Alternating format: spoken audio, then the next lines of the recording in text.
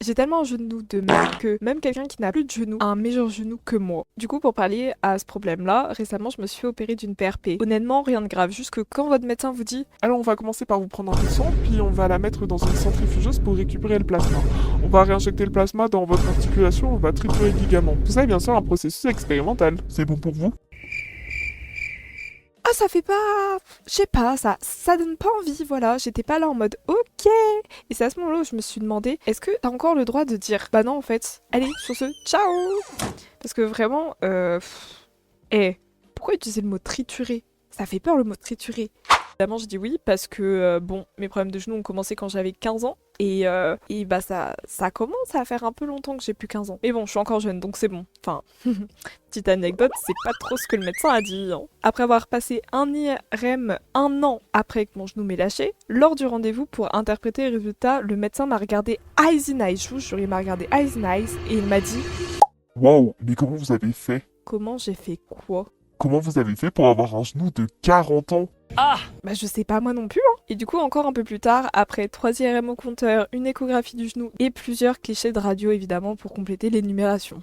Ah, je peux vous dire que mon dossier médical il était béton. Après tous ces examens, j'ai eu un rendez-vous avec un médecin spécialiste du genou, où il a regardé mon genou comme un robot, et enfin, on a compris pourquoi mon articulation elle était morte. Vous avez une malformation du genou, un syndrome rotulien. Vous êtes hyperlaxe, donc votre rotule se balade dans votre genou et frotte sur le ménisque, ce qui fait que votre ménisque se dégénère. Vous avez un œdème osseux et une trace de calcification de la rotule. Ça fait beaucoup là, non? Ça allait très vite, mais tout ça pour dire que j'ai un genou de merde. Donc, après 2 ans de kiné et d'autres examens pour savoir si ça pouvait se résorber tout seul, me voilà le jour de ma PRP sous codéine et Xanax, on peut dire que j'étais relax. Ah là, on est bien. En soi, ça s'est très bien passé l'opération. Ce qui s'est passé, c'est que vraiment, ils ont pris une seringue et ils ont juste légèrement... Enfin, ils l'ont enfoncé dans mon genou.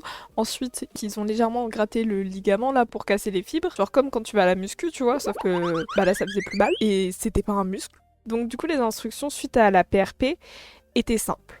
Une semaine au lit sans forcer. 3 semaines après, je devais pouvoir recommencer à vivre normalement. Et au bout de 2 mois, un genou comme neuf avec lequel je pourrais même recourir. Bah écoutez, une semaine au lit, et vous savez quoi? Bon, j'ai passé 5 jours au lit, c'est déjà pas mal. Ensuite, 3 semaines après, je devais recommencer à vivre normalement. Je passe mon temps à courir. Donc je ne pouvais toujours pas vivre normalement. Même, je pouvais même pas aller promener mon chien. Mon chien qui est si beau d'ailleurs. Et du coup, là, j'ai bien dépassé les 2 mois maintenant. Et bah écoutez, je reprends le sport très doucement, très doucement. Du coup, normalement, maintenant, je vais avoir un genou un petit peu moins de merde. Potentiellement, je vais pouvoir recommencer à recourir. Mais bon, du coup, j'ai passé cette opération pendant les grandes vacances. C'était le pire moment pour faire ça. Donc, j'ai passé des vacances de...